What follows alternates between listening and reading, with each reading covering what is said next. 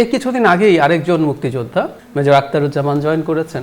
এই ভদ্রলোক শেখ হাসিনার আমিরামির 24-এর নির্বাচনে পার্টিসিপেট করেছেন। 24-এর আমিরামি নির্বাচনে স্বতন্ত্র পার্টিসিপেট করেছেন। তার একটা অডিও টকশোর ক্লিপ পাওয়া যায় যেখানে তিনি তার নেত্রী শেখ হাসিনা দেবী দুর্গার মতো 10 হাতে সবকিছু সামলান বলে প্রশংসা করছেন। একটা দলে আসা যাওয়া থাকবে, অনেকের অনেক সিদ্ধান্ত পছন্দ হবে না, অনেকের অনেক সিদ্ধান্ত মনোপুত না হলে সে চলে যাওয়ারও যে স্বাধীনতা আছে, এবং নতুন করে এই সিদ্ধান্তের ফলে আসারও স্বাধীনতা আছে। এটা এক ধরনের ব্যাখ্যা। একটা কথা আমি প্রায় এনসিপি সম্পর্কে বলি, এনসিপি সম্পর্কে আমরা যা প্রত্যাশা করি এর দায় কিন্তু আমাদের না। আমাদেরকে এই প্রত্যাশাগুলো বা আমাদের মধ্যে প্রত্যাশাগুলো তারাই তৈরি করেছেন। বাংলাদেশের রাজনীতিতে যখন নতুন করে সমীকরণ বদলানোর আলোচনা, ঠিক তখনই আলোচনার কেন্দ্রে এসেছে জামায়াতের সঙ্গে এনসিপির জোট। আর এই জোট ঘোষণার পরপরই এনসিপির ভেতর থেকে একের পর এক নেতাকর্মীর পদত্যাগ। নতুন করে প্রশ্ন তুলেছে, এটি কি কৌশলগত রাজনীতি নাকি আদর্শগত সংকট? পত্রিকার খবর এবং রাজনৈতিক বিশ্লেষণ বলছে বিরোধী রাজনীতির ভেতরেই এখন সবচেয়ে বড় অস্থিরতা। আজকের আলোচনায় আমরা এই সব কিছু নিয়েই কথা বলতে চাই। আমরা কথা বলতে চাই এই জোট, পদত্যাগ এবং এর ভবিষ্যৎ রাজনৈতিক প্রভাব নিয়ে। আমাদের সঙ্গে দর্শক অতিথি হিসেবে আছেন ডক্টর জাহিদুর রহমান, বিশ্ববিদ্যালয় শিক্ষক এবং রাজনীতি বিশ্লেষক। আর একই সঙ্গে কিছুক্ষণের মধ্যে আমাদের সঙ্গে যুক্ত হবেন মনিরা শারবিন, যুগ্ম আহ্বায়ক, জাতীয় নাগরিক পার্টি এনসিপি। যারা পথে আছেন তারা সকলেই জানবেন, উত্তরা থেকে ঢাকাগামী আসার যে রাস্তা সেটি পুরোটাই যানজটের কারণে বন্ধ হয়ে আছে, দুর্ভোগ পোহাচ্ছে সেখানকার মানুষরা। আর সেখানে আসলে যারা আসলে ওই রাস্তায় আটকা পড়েছেন তার মধ্যে থেকে আমাদের অতিথিও একজন, তার সঙ্গে আমরা কথা বলবো তিনি এসে পৌঁছতে পারলে। এখন আসলে আলোচনায় যেতে চাই। নতুন বাংলাদেশের আয়োজনে আমন্ত্রণ আপনাদের সবাইকে। পুরো আয়োজন জুড়ে আপনাদের সঙ্গে আমি জান্নাতুল কুলি থাকবো। আলোচনার আজকে বিষয় আমরা ঠিক করেছি নির্বাচনী জোট, অসন্তোষ এবং পদত্যাগ। রাজনীতির প্রেক্ষাপট বদলানো বা রাজনীতির সমীকরণ বলে এই সব কিছু তো 5ই আগস্টের পর একটা নতুন করে মোড় নিয়েছে।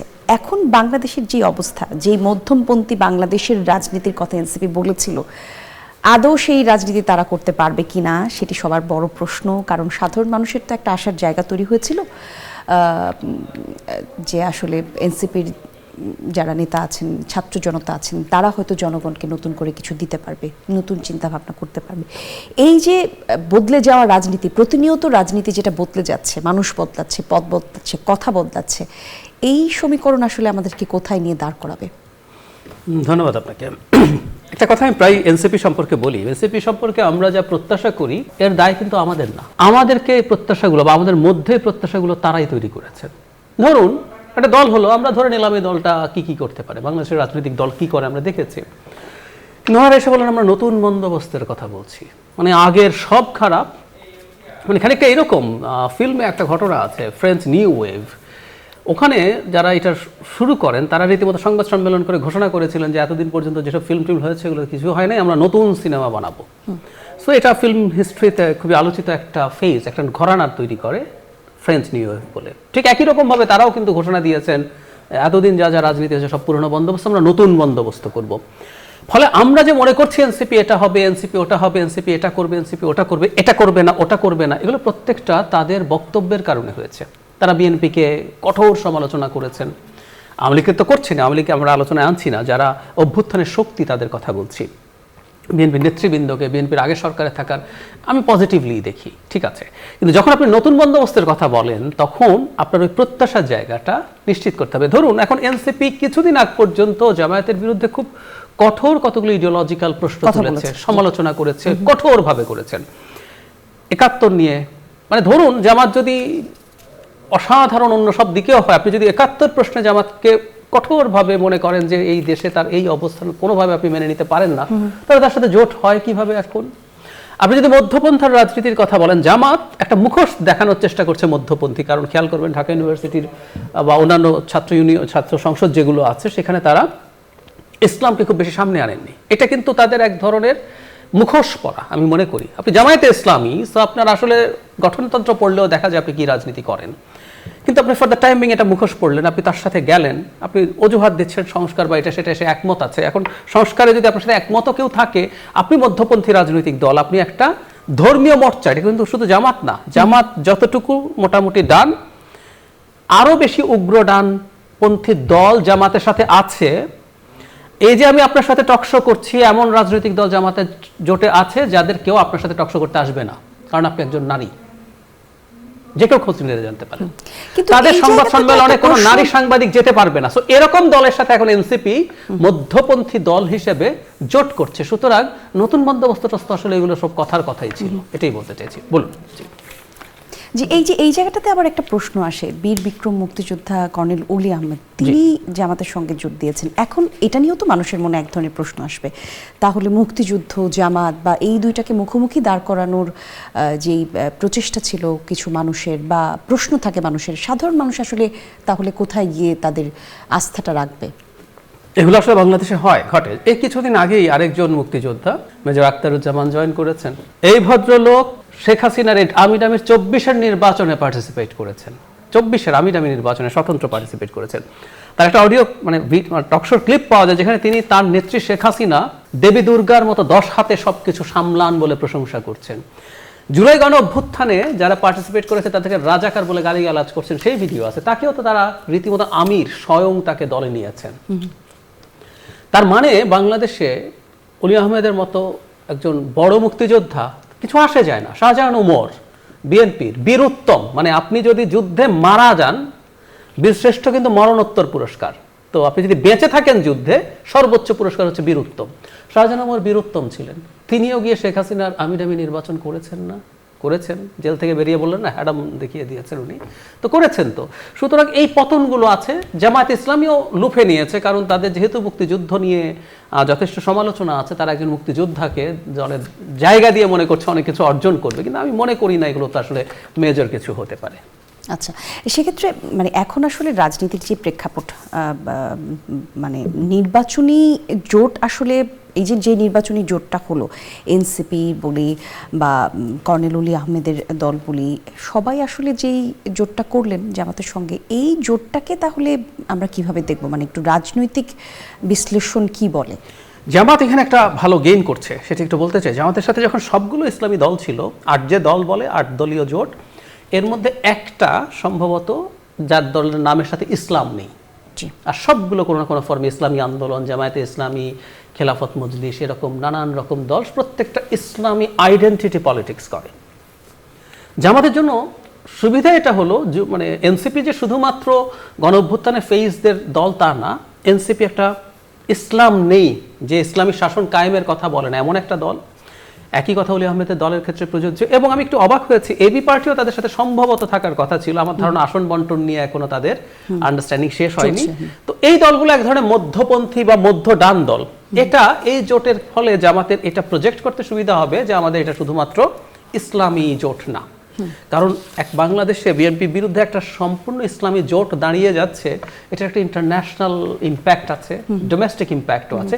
সেটা থেকে তারা খানিকটা বেরিয়ে আসতে পারলো, জামাতের এক ধরনের গেইনিং আছে।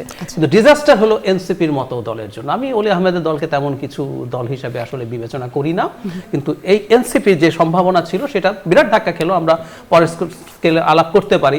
মাহফুজ আলম খুবই গুরুত্বপূর্ণ একজন অভ্যুত্থানের মুখ, তিনি নতুন একটা দল তৈরি করবেন। কিছুক্ষণ আগেই দেখলাম পত্রিকাতে তিনি ইঙ্গিত দিয়েছেন তিনি এনসিপির সাথে থাকবেন না। সেক্ষেত্রে এই যে আপনি যে বললেন এনসিপি ক্ষতিগ্রস্ত হচ্ছে, এনসিপি কি তাহলে এটা মানে যদিও প্রশ্নটা তাদের দিক থেকে উত্তরটা আমি আশা করব, আবার আসলে করব, কিন্তু আপনার বিশ্লেষণটা একটু জানতে চাই। এনসিপি কি এই পুরো বিষয়টা বুঝতে পারছে না? অনেকেই দেখি আবার লেখালেখি করছে ঘরের ছেলেরা ঘরে ফিরে গেল, এইরকম কথা আমরা বলতে শুনেছি। সেই জায়গা থেকে এনসিপি এই সমালোচনায় তারা তো এগুলো জানতো, তো সেই জায়গা থেকে তাদের কি মনোভাব থেকে মানে এই দলে যোগ হওয়া বা জোট করা, তাহলে এনসিপির গেইনটা কি? তারা যদি মানে আপনি কি ট্রেড অফ করছেন, যেমন ধরুন মানে বাচ্চারা, আমি বাচ্চাকালে একদম পড়াশোনা করতে চাইতাম না, তো কেন পড়তে চাইতাম না?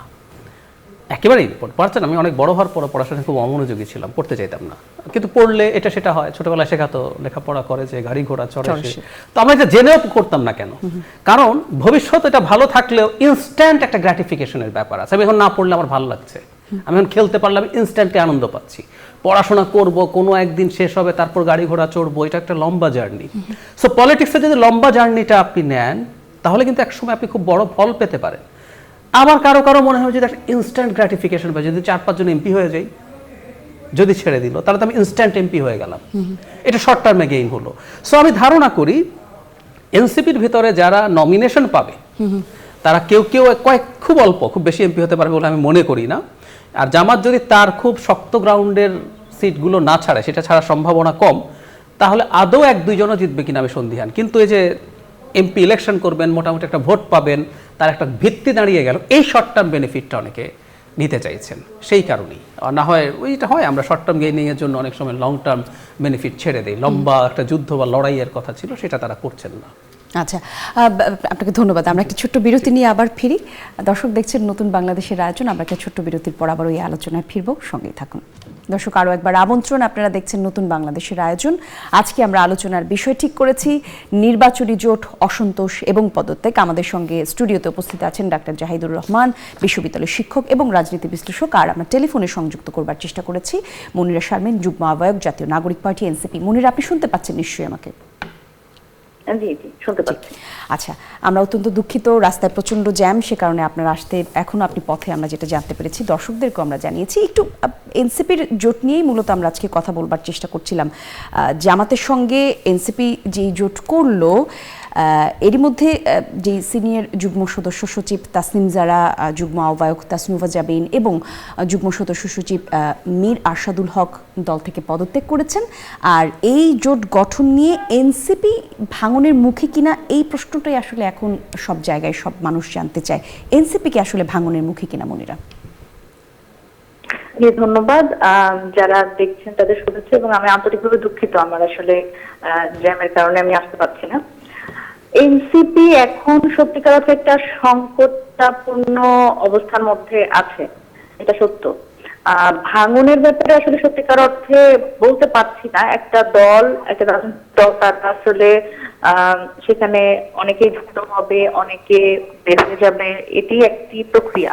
তবে যেই সিদ্ধান্তটি, আমি একটু এভাবে বলতে চাই, যেমন আমার নির্বাচনী আসন, আমি 125 জনের যে একটা তালিকা প্রকাশ করেছিল এনসিপি পক্ষ থেকে নির্বাচনের জন্য, সেই 125 জনের মধ্যে আমিও একজন। আমি আমার নির্বাচনী আসন নওগাঁ 5। আজকে আমি মোটামুটি ঘোষণা দিয়েই আমি আমার নির্বাচনী আসন থেকে সরে দাঁড়িয়েছি, আমি নির্বাচন করব না। সেটা কারণ অবশ্যই এটা এই জোট, এবং জোট শুধু না, সত্যিকার অর্থে জোটের সিদ্ধান্তটি কিন্তু সাংগঠনিক জায়গা থেকে খুব বেশি অপোজ করার জায়গা নাই, কারণ এটা হচ্ছে নির্বাহী কমিটির সিদ্ধান্ত। সেই নির্বাহী কমিটিতে সংখ্যাগরিষ্ঠ মানে গণতান্ত্রিক উপায়ে আসলে সিদ্ধান্তটি হয়েছিল।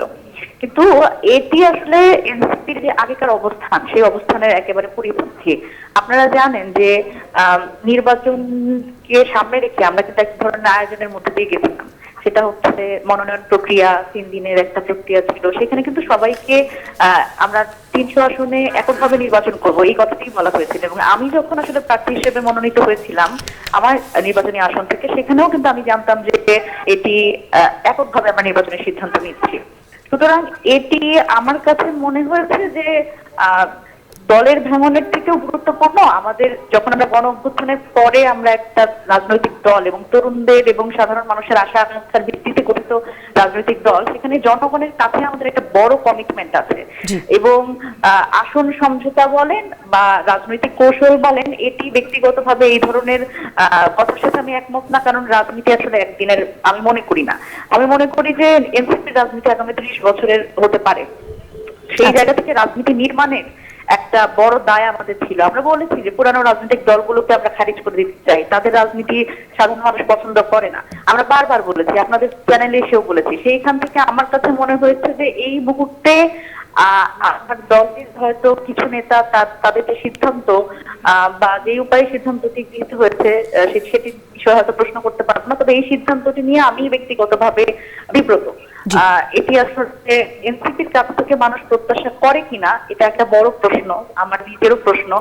এবং যেহেতু আমি এখনো পদত্যাগ করিনি, আমি এনসিপির পক্ষ থেকে এই মধ্যপন্থী রাজনীতির কথাই বলে গেছি সবসময়। এবং আমি এটি আসলেই ধারণ করি যে এনসিপির আসলে মধ্যপন্থী রাজনীতি করতে হবে, এবং বাংলাদেশে এই রাজনীতিটারই আসলে অভাব। সেই জায়গা থেকে এনসিপি একটা বড় ভরসার জায়গা এবং শেষ ভরসার জায়গা ছিল অনেকখানি। তো সেক্ষেত্রে আরো জায়গা থেকে আসলে সাধারণ মানুষের এক ধরনের আশা আকাঙ্ক্ষায় একটা ছেদ পড়লো, এটি তো জি জি। আজকে আরো একটি কথা মনিরা একটু বলতে চাই। এনসিপির আহ্বায়ক নাহিদ ইসলাম বলেছেন এনসিপি সমমনা দলের সঙ্গে জোট করেছেন। জামাত আসলে আপনাদের সমমনা দল কিনা এটি একটি প্রশ্ন, তার সঙ্গে সংযুক্ত প্রশ্ন জোট গঠন সম্পর্কে কি আপনারা কিছু জানতেন কিনা, অর্থাৎ সমঝোতা, আসন সমঝোতা বলি বা জোট গঠন বলি, আপনি বললেন যে আপনি নির্বাচন করছেন না, সেক্ষেত্রে এই পুরো বিষয় সম্পর্কে কি আপনাদের সঙ্গে ধারণা দেওয়া হয়নি, নাকি আপনারা এই বিষয়গুলি সম্পর্কে কিছু জানেন না, আপনাদেরকে আলাদা রাখা হয়েছে এই আলোচনাগুলো থেকে? প্রথমত আমি যদি বলি সমমনা দল বলতে আমি জানি না যে আসলে মানে কোন পার্সপেক্টিভ থেকে বলেছেন। এটি হতে পারে যে সংস্কারের বিষয়ে, যেহেতু সংস্কারের বিষয়ে আমি বড় দল হিসেবে যদি যে দুটি দলের কথা আমরা বলছি, সেই দুটি দলের মধ্যে বিএনপি এক ধরনের নেতিবাচকতা দেখিয়েছে, পুরোটা সময় এক ধরনের অনীহা দেখিয়েছে। সেটি তো আসলে সাধারণ মানুষের কাছে আর হলো দেখা গেছে যে জামাতের ক্ষেত্রে আমরা দেখেছি যে তাদের খানিকটা আন্তরিকতা ছিল, কিন্তু সেটি তারা এক ধরনের রাজনৈতিক কৌশলের মধ্যে নিয়ে গিয়েছিল এবং একটা বার্গেনিং টুলের মধ্যে নিয়ে গেছিল, যেটা আমরা দেখেছি যে পিআর নিয়ে যে ধরনের এক ধরনের কি বলে ওইটাকে, এক ধরনের জি মুনিরা, শুনতে পাচ্ছি আমরা আপনাকে।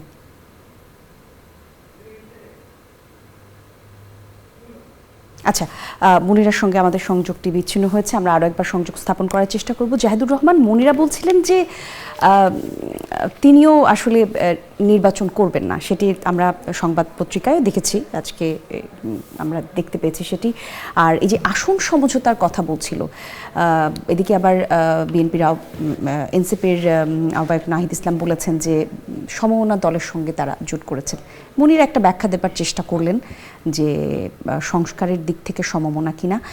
এই যে জোট, একটি দল যখন আসলে জোট করে তখন মানে কি কি বিষয়গুলি প্রাধান্য পাওয়া উচিত বলে আপনি মনে করেন, এবং সেই জায়গাতে এনসিপির এইখানে শুধু কি এই তাদের সংস্কারের বিষয়ে সমমনা এই কারণেই এনসিপি যুক্ত হলো, নাকি আরও কোনো কারণ থাকতে পারে? আপনি যখন কোনো সিদ্ধান্ত নেন, এটা একটা ন্যারেটিভ তৈরি করতে হয়, খুব স্বাভাবিক এটা। ধরুন যখন প্রথম বঙ্গভঙ্গ হয়, এটা কলকাতার গুরুত্ব কমিয়ে দিচ্ছিল, এটা ওখানকার থাকা বনেদি হিন্দু পরিবারগুলোর, ব্যবসায়ী পরিবারগুলোর সংকট তৈরি করছিল।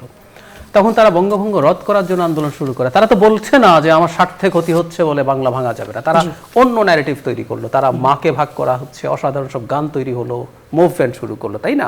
ঠিক একইভাবে এনসিপির জামাতের সাথে যাওয়ার একমাত্র কারণ আসন ভাগাভাগি, এর বাইরে কিছু নাই। ধরুন বিএনপির সাথে তো আদর্শিক সমস্যা আছে, বিএনপির সাথে আলোচনা করেছেন না তারা। বিএনপি কি 30টা না, বিএনপি 20টা বা 15টা সিট দিলেও, অর্ধেক সিট দিলেও তারা হয়তো রাজি হয়ে যেতেন, বিএনপি অতটাও দিতে চায়নি। তো বিএনপির সাথে তো আদর্শিক ইস্যু ছিল না, তাহলে বিএনপির সাথে তো আলোচনা করেছেন, রেকর্ড পাবেন আপনি, তারা বলছেন যে বিএনপির সাথেও আসন সমঝোতা নিয়ে তারা আলোচনা করছেন। তাহলে কেন করছেন? শেষ পর্যন্ত তারা অনেক দেরি করেছেন এবং বিএনপির সাথে আলোচনাটা যেহেতু সফল হয়নি, তাই তারা জামাতে গেছেন। তাদের একমাত্র উদ্দেশ্য হচ্ছে আসন ভাগাভাগি করা। এখন আপনি একটা ন্যারেটিভ তৈরি করবেন। দেখুন, সংস্কারের ক্ষেত্রে আপনার সাথে যদি সম্ভাবনা হয়েও থাকে, এটা ডিপেন্ড করে, আপনি যদি হিসেব করেন পৃথিবীর সবচেয়ে খারাপ মানুষটার সাথেও আপনি দেখবেন আপনার কোনো একটা জায়গায় মিল হয়তো খুঁজে পাওয়া যায়, কিন্তু আপনি করবেন কি সামষ্টিকভাবে দেখবেন জামাতের সাথে আপনার সংস্কারের মিলে। কিন্তু আপনি জামাতের বিরুদ্ধে এতদিন পর্যন্ত কি বলেছেন, কি করেছেন? যারা নাহিদ ইসলামের স্টেটাস আছে, যখন জামাতে ইসলাম জুলাই সনদ স্বাক্ষর করতে গেছে তখন তাদের সাথে যে বিট্রে করেছে, একদম স্পষ্টভাবে বলেছেন লোয়ার হাউসের পিআর সহ নানান কিছু করে সংস্কারকে কিভাবে ধ্বংস করেছে, সংস্কারের সম্ভাবনার কথা বলছেন। ওই স্ট্যাটাসটা পড়ে আসলে যে কেউ বুঝবেন, স্পষ্টভাবে নাহিদ ইসলাম বলেছেন। তার মানেটা হচ্ছে সংস্কার ওই শোনা, ওটাও শোনা, উনি আসলে ওনারা কিছু সিট চান, নির্বাচন করতে চান, কয়েকজন জিততে চান, আর কয়েকজন অন্তত যাতে মানে মোটামুটি সংখ্যক ভোট পান। আর কেউ কেউ এই আলাপটা করছেন যদি এই নির্বাচন করার মাধ্যমে, এভাবে নির্বাচন করার মাধ্যমে তারা সাম পার্সেন্টেজ অফ ভোট পান, ওই যে 5% যদি থ্রেশহোল্ডটা ক্রস করতে পারেন, যদিও 30টা সিটে ছাড় পেলে আসলে 5% থ্রেশহোল্ড ক্রস করতে পারবেন না, রাদার তারা 300 সিটে ইলেকশন করলে সেটা হতেও পারতো। সেক্ষেত্রে আপার হাউস যদি পিআর হয় তারা সেখানে কিছু সিট পেতে পারে। জি, এই যে একটু আমরা মনিরার সঙ্গে সম্ভবত আরেকবার সংযোগ স্থাপন করতে পেরেছি। মনিরার কাছে জানতে চাই, মনিরা একটু আপনার কাছে জানতে চাই কিছু, যেটা আসলে জাহিদ ভাই বলছিলেন সেই বরাদ দিয়েই বলবো যে এনসিপি এতদিন কি বলেছে। এনসিপি বলেছে আমরা বিভিন্ন সময় এনসিপির নেতাদেরকে আসলে যা যা বলতে শুনেছি। নাহিদ ইসলাম বলেছেন জামায়াতে ইসলামীর পিআর পদ্ধতির আন্দোলন পরিকল্পিত প্রতারণা।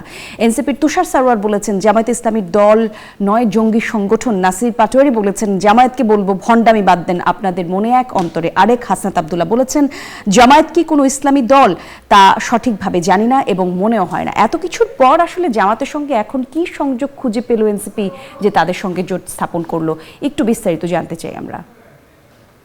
জি, আমি ওটাই বলছিলাম যে সত্যি কথা বলতে যে জামায়াতের সাথে জোটে যাওয়ার মতো যথেষ্ট রকম ভালো সম্পর্ক কিন্তু আমাদের সাথে নাই, মানে সেই জায়গা থেকে এখন হঠাৎ করেই মোটামুটি এই সিদ্ধান্তটা নেওয়া হয়েছে কিনা এটা একটা প্রশ্ন। অন্তত আমার ক্ষেত্রে বলতে পারি, আমাদের যে নির্বাহী কমিটির মিটিং সেটি 2 থেকে 3 দিন আগে, হ্যাঁ সম্ভবত 3 দিন আগে হয়েছে, এবং সেখানেই এই প্রস্তাবটি এত জোরে সোরে হয়েছে, মানে দেওয়া হয়েছে, এবং সেই জায়গা থেকে এক ধরনের গণতান্ত্রিক উপায়ে ভোটের মাধ্যমে যাওয়ার পক্ষে ভোট বেশি পড়েছে। তো সেই জায়গা থেকে আমি মানে আমার ব্যক্তিগত স্ট্যান্ডটা আমি তো বললাম, সেটা হচ্ছে যে আমার দলের এই মুহূর্তের পজিশন সেটা হচ্ছে আগের পজিশনকে ভায়োলেট করে, তার পরিপন্থী। আগে আপনি যাদের কোর্টগুলো বলছেন ওনারাই কিন্তু এখন আবার অন্য ধরনের কথা বলছেন।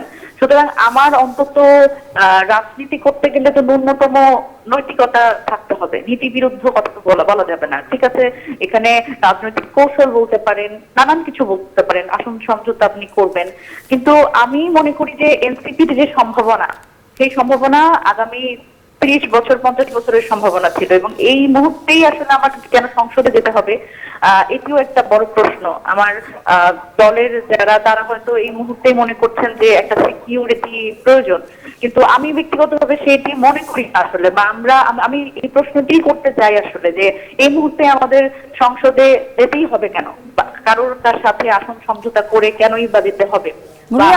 আপনার কথা থেকে আরো একটা প্রশ্ন আসে, মানে আপনি যে প্রশ্নগুলি তুলছেন সেই প্রশ্নগুলি কিন্তু সাধারণ মানুষই, আপনি দলের কাছের, আপনি দলের একজন কর্মী বা আপনি দলের একজন নেত্রী, আপনারও যদি এই একই রকম প্রশ্ন থাকে তাহলে আপনাদের দলের মধ্যে কোনো ফাটল আছে কিনা? মানে আপনাদের কথা কি, আপনারা যেই কথাগুলো বলছেন তা কি আপনাদের দলের উচ্চ পর্যায়ে যারা আছেন বা যারা সিদ্ধান্ত নিচ্ছেন তাদের কাছে পৌঁছাচ্ছে না? আচ্ছা, এখানে আমি যেটা বলতে পারি সেটা হচ্ছে যে আমরা প্রথমে এই সিদ্ধান্তটি যখন নির্বাহী কমিটিতে হয়েছে, এরপরে আমরা 6 জন নারী সদস্য যারা আছে আমরা গেছিলাম, সরাসরি আহ্বায়কের সাথে কথা বলতে গেছিলাম যে আসলে এই বিষয়টি থেকে সরে আসার কোনো সম্ভাবনা, ন্যূনতম কোনো সম্ভাবনা আছে কিনা।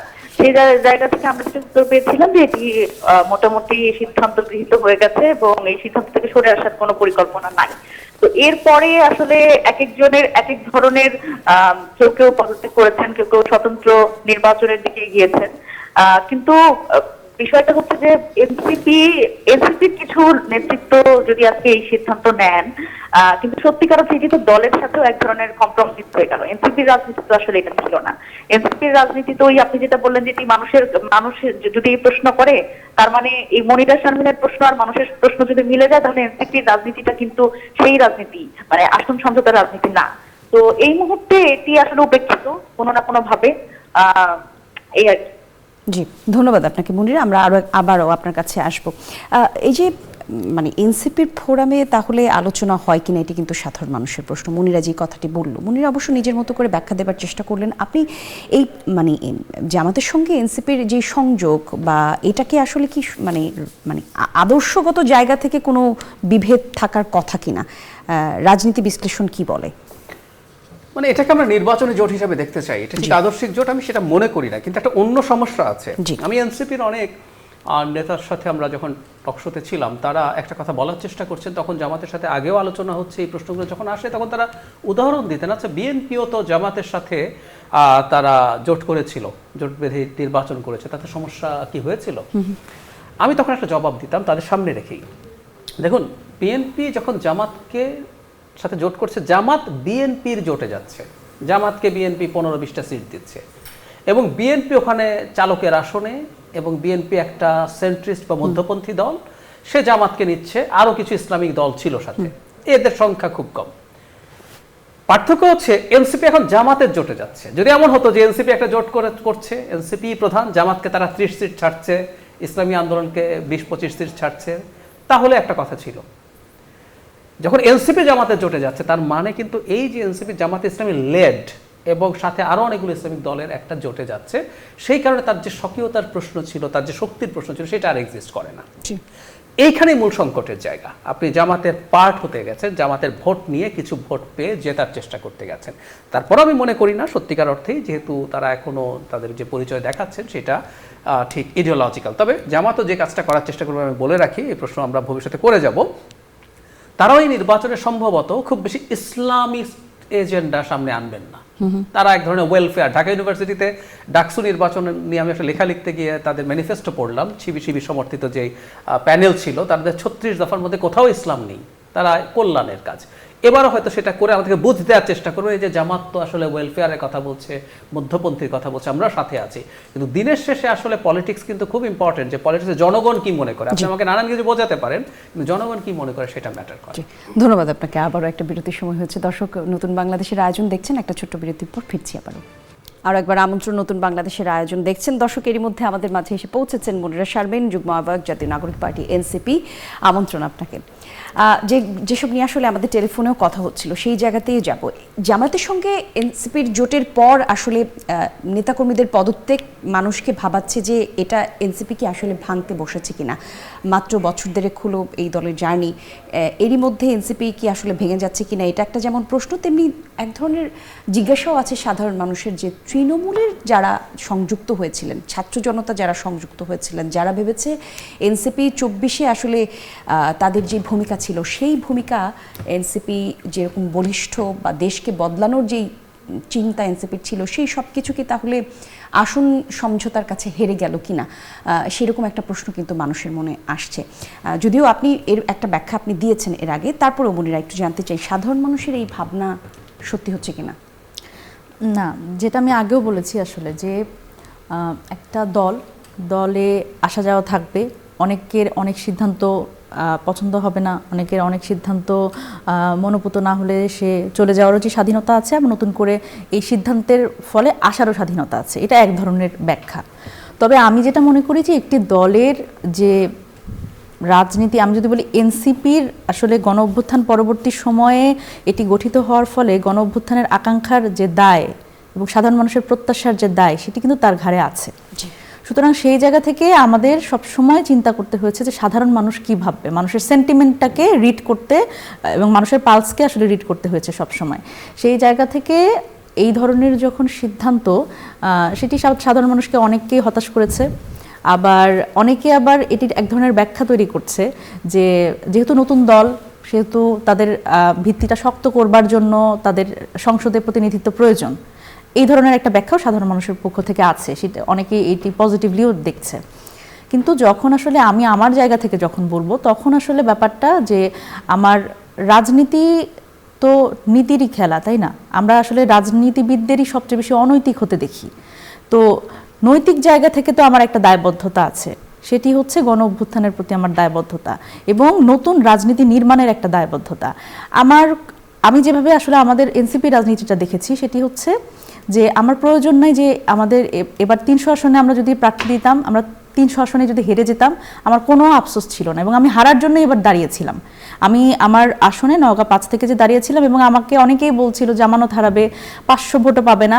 আমি তাদের উত্তর দিয়েছি যে I will be happy to get 500 votes, যদি আমার একটা পয়সাও আমার খরচ করতে না হয়। এবং আমরা কিন্তু যেভাবে করে শুরু করেছিলাম, একক নির্বাচনের উদ্দেশ্যে, স্বতন্ত্র নির্বাচনের উদ্দেশ্যে আমরা ক্রাউড ফান্ডিং করছিলাম।